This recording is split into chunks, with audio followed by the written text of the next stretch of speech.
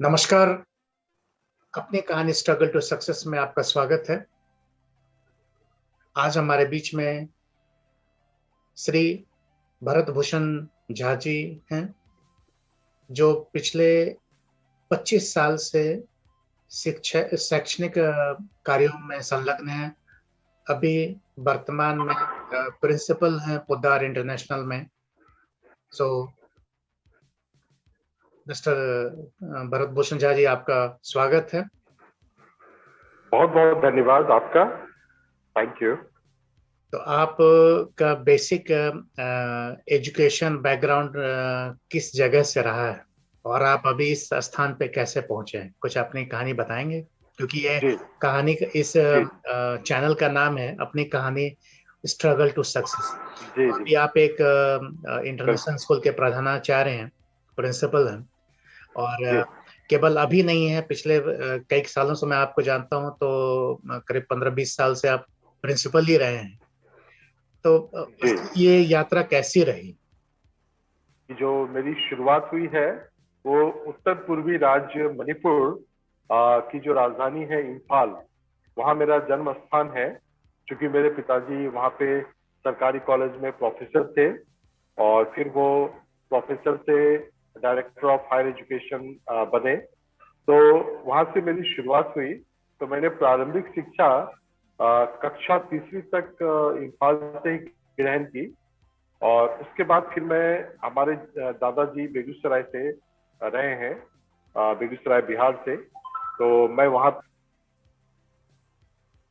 एक बहुत ही प्रतिष्ठित विद्यालय है, वहाँ से मैंने कक्षा तीसरी से पांचवी तक की पढ़ाई की। और पांचवी में अध्ययन करते करते मेरा चयन सैनिक स्कूल तिलैया के लिए कक्षा छठी में हो गया। तो फिर से मैं बोर्डिंग हाउस में यानी कि हॉस्टल में सैनिक स्कूल तिलैया में चला गया और मैंने वहीं से क्लास 6 से लेकर क्लास 12 तक की पढ़ाई पूरी की। और बहुत ही गर्व के साथ कहना पड़ता है कि हमारे जो शिक्षक गण थे सैनिक स्कूल तिलैया में, और जो एक वैल्यू सिस्टम जो बच्चों में नर्चर किया जाता है सैनिक स्कूल में, और जो डिसिप्लिन के प्रति जो वो बच्चों को शुरू से ही उनको ट्रेनिंग दी जाती है, ये बहुत ही काबिल तारीफ है। फिर सैनिक स्कूल तिलैया से अध्ययन करने के बाद मैं वापस इम्फाल चला गया। वहीं से मैंने ग्रेजुएशन की शिक्षा प्राप्त की साइंस सब्जेक्ट में, बॉटनी, जियोलॉजी, केमिस्ट्री।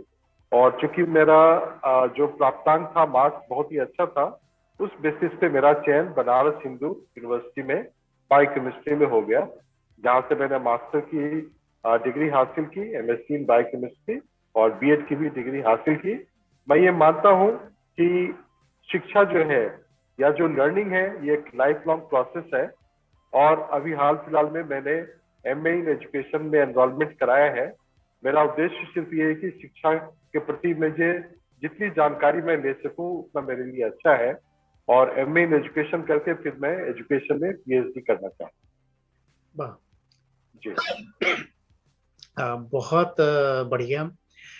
तो थैंक यू। आप इम्फाल, बेगूसराय, फिर तिलैया, फिर इम्फाल, फिर बीएचयू, है ना? तो इसका मतलब आप शुरू से ही आप हमेशा घूमते रहे हैं, और इसलिए जो प्रोफेशन में भी आप हमेशा घूम रहे हैं। जी, मैं आपको बताना चाहूंगा कि जैसा कि मेरा नाम भारत भूषण है, तो नाम के मुताबिक ही मैं चाहता हूं कि मैं अपने देश के हर प्रांत के लोगों को समझूं, वहाँ के लोगों के कल्चर को जानूं। और एक ट्रैवलिंग मेरा शौक भी रहा है, तो मैं ट्रैवलिंग के माध्यम से मैं अलग अलग जगहों पे जाता हूँ। और हर जगह से मैं कुछ कुछ नई जानकारी हासिल करना चाहता हूँ, लोगों के बारे में, वहाँ की संस्कृति के बारे में, वहाँ के भाषा के बारे में, और हम किस प्रकार से वहाँ के बच्चों को हम पॉजिटिव एटमॉस्फेयर में ला करके आगे बढ़ा सकते हैं। जी बहुत अच्छा विचार है। ये तो एक इंटरेस्टिंग जॉब है आपका, कि आप अलग अलग राज्यों में एज ए प्रिंसिपल आप जाते हैं, जॉब करते हैं। यहीं से एक स्ट्रगल भी शुरू होता है, क्योंकि आपके फैमिली भी हैं, है ना? तो जी जब आपका फैमिली है तो क्या फैमिली भी आपके साथ घूमते रहते हैं या फिर वो एक जगह स्थिर रहते हैं? तो अगर यूं कहें कि अगर आपका ट्रांसफरेबल जॉब है ना, या आप हमेशा अलग अलग राज्यों को समझना चाहते हैं, तो निश्चित रूप से कुछ अवधि के बाद अलग अलग संस्थानों में कार्य करते हैं। अलग अलग संस्थानों में परिवार कहीं और, आप एक कहीं और, एक चैलेंजिंग जॉब है, प्रिंसिपल का भी एक चैलेंजिंग जॉब होता है। तो कैसे इस स्ट्रेस को आप जी। मैनेज करते हैं? कैसे स्ट्रगल को आप झेलते हैं? देखिए, हाँ देखिए, जिंदगी है तो संघर्ष है। एक कहावत है बहुत ही अच्छी, कि उस नाविक की पहचान ही क्या जब धारा प्रतिकूल ना हो। तो अगर हम एक नाविक, अच्छा नाविक बनना चाहते हैं, तो हमें क्या है, बहती धारा के साथ तो हर कोई बह सकता है, लेकिन अगर हम धारा के विपरीत जाएं और स्ट्रगल करके आगे बढ़े तो उसका कुछ और ही मजा है। मैं आपको बताना चाहूंगा कि मैं इनिशियल स्टेज ऑफ कैरियर में दिल्ली में सेटल हुआ, और मैंने परिवार को पहले वहीं सेटल किया। मेरे बच्चे का अध्ययन वहीं से, दिल्ली से स्टार्ट हुआ, और बच्चे को मैंने नर्सरी से लेकर 12th क्लास तक एक ही विद्यालय में पढ़ाया दिल्ली में। मैंने डिस्टर्ब नहीं किया। लगभग 15 साल बच्चे ने दिल्ली में ही शिक्षा ग्रहण की। अब बच्चा 12वीं पास कर गया है, अब उसका कहीं न कहीं चुनाव हो जाएगा, आईटी में हो या जहां भी हो। और मेरी फैमिली जो है, मेरी वाइफ टाइम टू टाइम क्या है कि मेरे पास आती रही बीच बीच में जब भी मौका मिला। और ये मेरी खुशकिस्मती रही कि अभी कोरोना के टाइम में, लॉकडाउन के समय में लातूर में था, तो 2 साल मेरी फैमिली मेरे साथ ही रही, वाइफ और बेटा। चूंकि लॉकडाउन में स्कूल कॉलेजेस बंद थे, तो वहीं से उसने ऑनलाइन स्टडी की। जी, तो कोरोना भी। संघर्ष नेचुरली जीवन में है।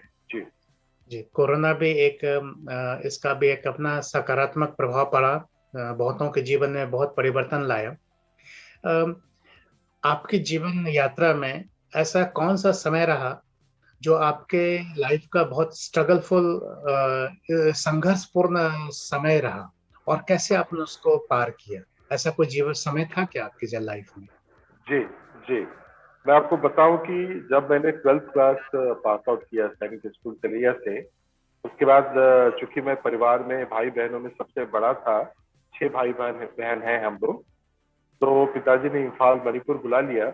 और चूंकि पिताजी को हर भाई बहन का ध्यान रखना था, हर किसी की शिक्षा का, तो उन्होंने मुझे कहा कि अब आप 12th के बाद से ही कुछ न कुछ अपने आप पे हफ्ते के साथ ही मैंने जब कॉलेज में एडमिशन लिया, तो मैंने बच्चों को पहले घर पे ही ट्यूशन पढ़ाना शुरू किया। और आपको ताज्जुब होगा कि जो सबसे पहले जो 2 बच्चे मुझे मिले, वो मेडिकल की तैयारी कर रहे थे, और हमारे ही एज के थे, हम उम्र थे। और पहले अटेम्प्ट में उनको मैंने 1 साल पढ़ाया और उनका मेडिकल में चयन हो गया। तो एक संघर्ष के साथ एक मेरी उपलब्धि रही। और वहाँ पढ़ाई के दौरान ही जब मैं ग्रेजुएशन कर रहा था, बच्चों को पढ़ाते पढ़ाते मैंने उनको कई तरह के क्रियाकलाप कराए, तो जुड़ते जुड़ते लगभग 50 से 60 बच्चे हो गए थे मेरे पास। और मैं उन बच्चों को इवनिंग आवर्स में पढ़ाता था और डे टाइम में कॉलेज जाता था। इससे क्या हुआ, मैं अपनी पढ़ाई तो पूरी कर ही पाया, साथ ही परिवार को भी जीविकोपार्जन में कुछ न कुछ मैं मदद करता रहा। उसके बाद ग्रेजुएशन के बाद क्या हुआ, जब मैं पोस्ट ग्रेजुएशन के लिए बनारस हिंदू विश्वविद्यालय आया, तो वहां भी पिताजी का, मतलब चूंकि परिवार के सारे लोगों को देखना था, तो नेचुरली वो अपनी तरफ से जितना हर संभव उन्होंने प्रयत्न किया और मुझे उन्होंने मदद की। लेकिन वहां भी मैं इसी प्रकार से दूसरों को पढ़ते पढ़ाते आगे बढ़ते गया। कभी जी आपको ऐसा लगा कि ये समय आपके जीवन का बहुत वर्स्ट टाइम है या था, जिसको आप फिर से नहीं झेलना पाएंगे, फिर से नहीं समझना पाएंगे, फिर से नहीं उसको जीना चाहेंगे? ऐसा कभी आपके लाइफ का ऐसा कोई समय रहा? जी, फ्रेंकली स्पीकिंग मैं आपको बताऊं कि लाइफ में हर तरह की परिस्थिति आती है। 2019 में जब मैं पोदार संस्था में ज्वाइन किया ही था, बहुत बड़ी संस्था है और इसके 132 से ज्यादा स्कूल हैं पूरे इंडिया में, और लगभग 1,60,000 विद्यार्थी पढ़ते हैं। तो बहुत ही अच्छी अपॉर्चुनिटी मिली मुझे। लेकिन अप्रैल में मैंने ज्वाइन किया 2019 में, और अगस्त में जाकर के एक कॉम्प्लिकेटेड हेल्थ प्रॉब्लम हुआ। एक्चुअली क्या हुआ कि ब्रेन ट्यूमर जिसको एड्रेनोमा बोलते हैं वो डायग्नोज हुआ। लगभग 48 का हो गया था, आई साइट पे इफेक्ट पड़ने लगा था। तो फिर मैं दिल्ली गया और वहीं पे फोर्टिस हॉस्पिटल शालीमार बाग दिल्ली में मैंने अपना ऑपरेशन कराया। लेकिन ईश्वर की कृपा रही कि मैं बहुत जल्दी स्वस्थ हो गया 10 से 15 दिन में ऑपरेशन के बाद। और उसके बाद फिर कभी कॉम्प्लिकेशन नहीं आया। मैं हर साल हेल्थ चेकअप कराता हूँ, तो किसी प्रकार की कठिनाई नहीं आई। मैंने अपने आप को खड़ा किया और उसके बाद मैंने अपने आप को और मेंटली एंड फिजिकली स्ट्रांग बनाया। और मैं आपको इसमें बताना चाहूंगा कि योग जो है उसका एक बहुत अहम स्थान रहा, क्योंकि ऑपरेशन के बाद मैंने धीरे धीरे प्राणायाम, योग की अलग अलग मुद्राएं करना शुरू की। तो इससे मानसिक तौर पे और शारीरिक तौर पे काफी फाइट करने में सक्षम। तो नेचुरली संघर्ष आता है जिंदगी में, संघर्ष नहीं आएगा तो जिंदगी का मजा ही नहीं है। लेकिन मैंने उसको भी बहुत पॉजिटिव वे में लिया और आगे बढ़ते चले। एक तो बहुत बहुत आपको शुभकामनाएं कि आप ऑपरेशन के बाद आप स्वस्थ हुए।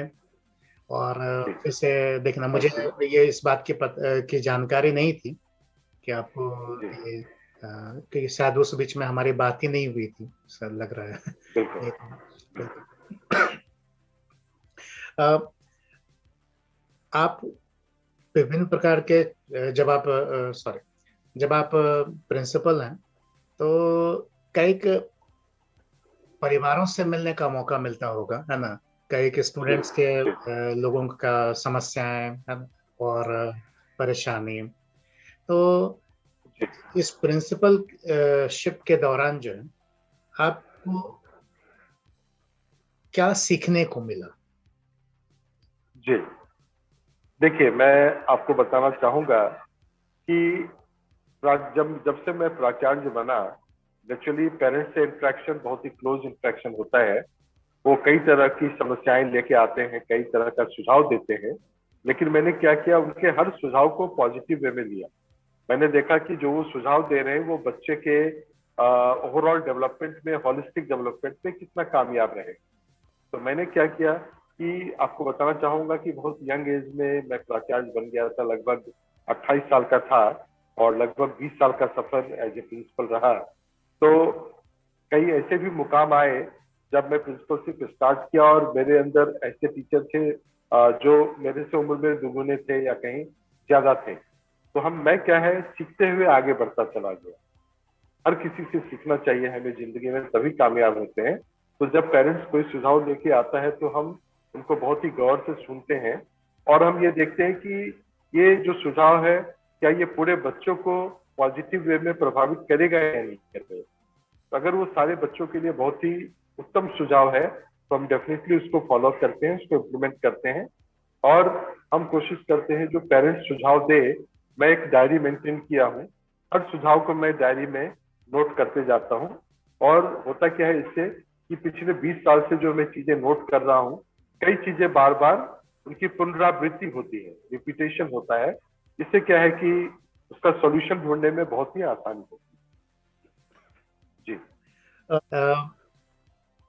ऐसे पेरेंट्स के लिए आप क्या मैसेज देना चाहेंगे, या ऐसे छात्र के लिए क्या आप मैसेज देना चाहेंगे जो डिप्रेशन के शिकार हों, जो बहुत तनाव हो जाते हों जल्दी, कि मेरा बच्चा पढ़ाई नहीं कर जी रहा है, ये कर रहा है, वो कर रहा है ना, अच्छा मार्क्स नहीं ला रहा है। तो आप ऐसे पेरेंट्स जी। के लिए क्या सुझाव देंगे और ऐसे छात्र के लिए क्या सुझाव देंगे? देखिए, रेगुलरली इस टाइप के पेरेंट्स भी आते हैं मेरे पास बच्चों के अलावा।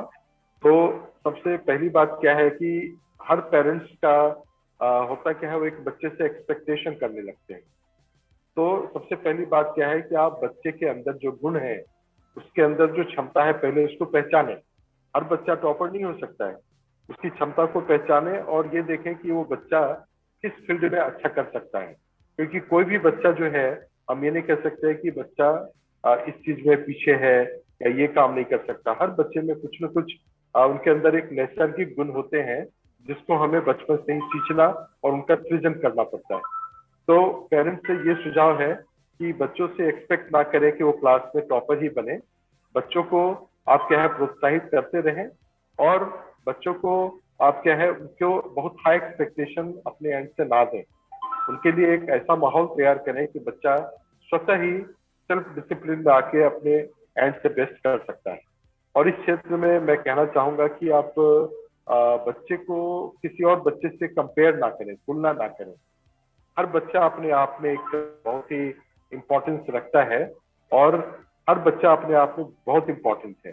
तो किसी भी बच्चे को आप डिमोरलाइज ना करें घर पे। मैंने ऐसा भी माहौल देखा है जहाँ पे पेरेंट्स बच्चे को रेगुलरली डांटते रहते हैं कि आप पढ़ाई नहीं कर रहे हैं, रेगुलरली उसको डिमोटिवेट करते हैं। इससे बच्चा जो है हीन भावना से ग्रसित हो जाएगा, उसका कॉन्फिडेंस लेवल डाउन हो जाएगा और बच्चा फिर आगे कामयाब नहीं होगा। तो आप बच्चे को डिमोटिवेट ना करें। अगर बच्चा कोई गलती करता है तो उसको रियलाइज करवाएं, उसको अंदर से एहसास कराएं कि उसने गलती की है और उसको सुधारने का मौका दें। तो डेफिनेटली मैं पेरेंट्स से कहना चाहूंगा कि घर या परिवार का माहौल ना आने दें बच्चों के परफॉर्मेंस को लेकर के, और आप बच्चे को हमेशा एक ऐसा एटमॉस्फेयर दें कि बच्चा जो है कुछ नया सीखे। और आप उसको अगर प्रोत्साहित करेंगे तो कोई भी बच्चा ऐसा नहीं है जो कि वो अपना बेस्ट नहीं देगा, तो डेफिनेटली आगे बढ़ेगा। जी, बहुत बहुत धन्यवाद आपका। आपने बहुत अच्छा सुझाव दिया कि थैंक यू। बच्चों को कभी भी डिमोटिवेट ना करें और उनको जी चांस दें, उसके ऊपर ट्रस्ट करें, सो दैट कि बच्चा एक भावनात्मक तौर पे वो जुड़ेंगे जी, से। तो आपका बहुत बहुत धन्यवाद समय के लिए डॉक्टर भरत भूषण, श्री भरत भूषण धन्यवाद। जी। आशा है कि आप बहुत जल्द डॉक्टर बने, पीएचडी हासिल करें। तो थैंक यू, बहुत बहुत धन्यवाद। Thanks for your good wishes. Thank you, और आप जी, स्वस्थ रहें, यही धन्यवाद शुभकामनाएं। आपका। थैंक यू, और नमस्कार। नमस्कार। बहुत बहुत और धन्यवाद। Thank you. और आप नमस्कार। सभी दर्शक से रिक्वेस्ट है कि फटाक से इसको सब्सक्राइब भी करें, लाइक भी करें और शेयर भी करें, और साथ ही साथ कमेंट्स भी करें। इन सब से हमारा कुछ हमें कुछ मिलता नहीं है और आपका जाता है, बशर्ते एक मोटिवेशन मिलता है कि हाँ आप इसको लाइक कर रहे हैं। साथ ही साथ अगर आपको भरत भूषण झा जी से कोई भी प्रश्न पूछना हो तो आप इस पे लिखें, कमेंट्स करें, सो दैट कि उनसे रिक्वेस्ट करेंगे कि वो रिप्लाई करें। थैंक यू, नमस्कार। थैंक यू सो मच, बहुत बहुत धन्यवाद।